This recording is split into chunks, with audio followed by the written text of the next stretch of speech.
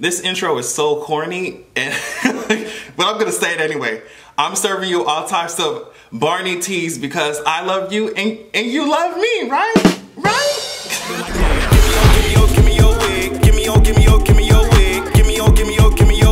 Alright, now that cringe-worthy stuff is over, make sure that y'all are going to patreon.com/AdrianExpression. Every Tuesday we hold votes over there about the type of content that I will release on Patreon and also on YouTube. You get the videos first every time. Make sure you go over there and check it out. So I hope you guys had an amazing weekend. There's not a lot of things that happened over the weekend, but there are two big things. This whole Planned Parenthood thing and this Eric Garner thing. I'm going to talk about it later on in the video. But let's talk about some cute stuff, you know, appetizer type of teas before we get into the real meat of the subject. Let's talk about Game of Thrones for those of you who are interested.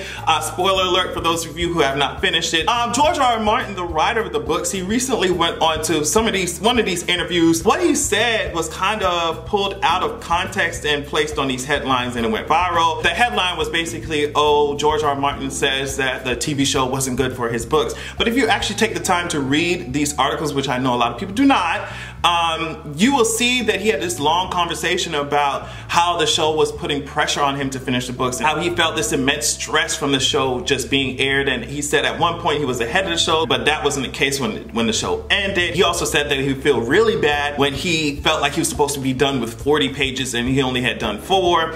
And the girls who read George R.R. Martin's books, they understand that he takes a long ass time, like he takes a long time to finish anything. But yeah, I just wanted to clarify that. And since I'm always talking about Game of Thrones, I might as well. Also, Kit Harrington recently went on there. Kit Harrington's the guy who plays Jon Snow. He went on to one of these interviews and said, you know what, sus, I really did not, spoiler alert, really did not like the fact that Arya was the one. No, he didn't even say it like that. He said that he was disappointed that Jon Snow was not the one who killed the Night King. Like everybody else in the fandom, Kit Harrington, like goddamn.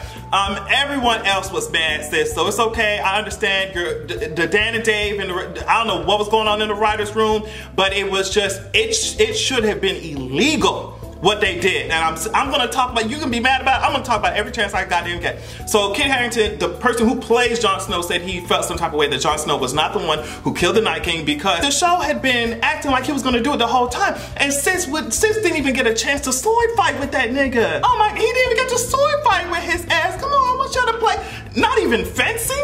Girl, I was upset about that. But yeah, and he also said the hardest scenes he ever had to do was riding that contraption, basically that is the dragon. He said the dragon riding scenes was the hardest. And he said he used to like diminish what Emilia Clarke was saying, like, oh, that stuff is so hard. And he said because he was working on these big battles and Battle of the Bastards and stuff, that he was like, oh, okay, whatever. You in an air-conditioned room, sitting on top of something. It can't be that bad. He said it was horrible. He said that's not even acting. Sis had to use all of her imagination to act like she was really riding on top of Drogon. So I just thought that was cool. For those of you who are nerds like me, I know that was a really long, nerdy ass introduction, but for those who are nerds like me, hopefully you can appreciate that. Let me pick one thing from the music industry to talk about. Old Town Road. It was #1 for about 19 weeks, and Billie Eilish came up and snatched that shit with her new song. This is what she put up, like, I kiki. I'm like, all right, girl, sound like you, I know that you joking around, sus. No, but Old Town Road had a long ass what was like a record-breaking run, sus. God, I wanna take my train to the Old Town Road. This whole Popeyes thing, what's going on, sus? Apparently Popeyes came out with some new chicken sandwich or something. Now y'all already know I'm a fake ass vegetarian. I call myself a pescatarian. You give me some fish, I don't eat meat, but if you give me some fish, which is really ironic, you give me some fish or some sushi or some shit, I'll be good. But other than that, I don't really eat meat, so I wasn't really too pressed either way. I didn't know what was going on with this Popeyes shit, but apparently this Popeyes chicken sandwich is so fucking amazing. I don't know, girl. Y'all can let me know what it is. Are people exaggerating about it? It's not like my ass would ever try it. Black Twitter been going up for it. It's been so good. In fact, that Chick-fil-A was like, okay, girl, what about the original?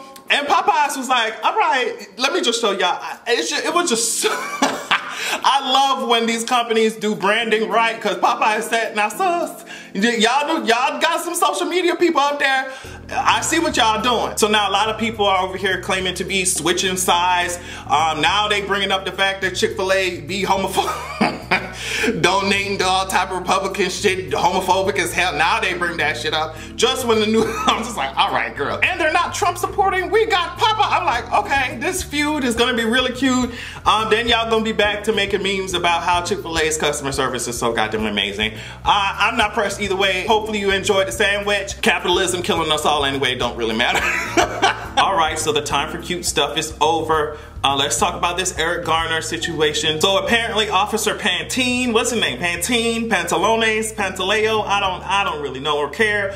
That officer has been fired because the commissioner finally, the trials commissioner, Maldonado or something like that, giving me El Dorado in the name, they ruled that you know, the chokehold was illegal, it could not be used, and it's just, what did they say? It's a gross deviation from the standard of conduct established for a New York City police officer. I'm just like, damn, that's not really too much of a deviation, sis. Y'all been fucking us up for a long periodically time. So I don't know what deviation y'all use. I know standard, what you say? A gross deviation from the standard. It seems like y'all are giving us all types of statistics classes or some shit. I don't know what deviation y'all been looking at, but it seems to be lining up with the MO, sis. So they fired that officer, and of course, I think I saw GoFundMe immediately, just ready to raise funds for his ass. Just like, oh, let's help his ass out. He's just, all right, girl. Now, what was even more disrespectful than that, and I always say we shouldn't really be giving them too much space on our platforms, but I could not help but talk about, and I'm not going to talk about the whole statement that this nigga talked about, but I'm going to definitely talk about a few lines. So James O'Neill, he's the I think he's the NYPD commissioner. He said in his press statement that he was given to everybody, it's unlikely that the officer woke up thinking that he'd kill someone. It's like, all right, girl, I wish that y'all were this merciful to niggas selling weed. I mean, these police officers got blood on their hands, and y'all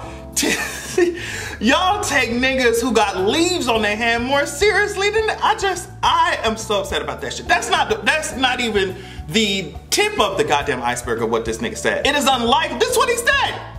It is unlikely, James O'Neill, look this shit up. I'm so mad about it. It is unlikely that Eric Garner realized he was in such poor health. Listen to what this man is.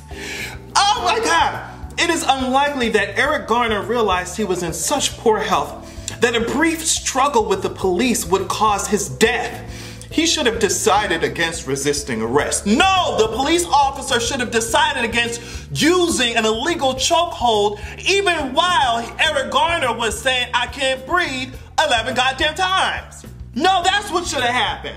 Since I can't breathe. But see, that's the problem. Y'all view black people, especially dark skin, especially like y'all view black people, even from when they're 12 years old, as animals, as wild animals. So when they say I can't breathe, it's like you don't give a fuck because it's not important. Y'all racist assholes were experimenting on black people, black women, I read specifically, and y'all wouldn't even give them anesthetics when y'all opening them up because you believe they couldn't feel pain. Y'all view black people as animals and as aliens. So when they're expressing that they can't breathe and that they feel some type of pain, you don't know what that means, and nor do you care. So I'm so tired of this, like, let's blame the victim ass rhetoric. Eric Garner's over here dead. A family has been changed forever. And the best you can offer is, well, he shouldn't have been resisting arrest while his ass was on the goddamn ground saying that he can't breathe. Shut y'all ass up. And then what's worse, what's even more tone deaf than that,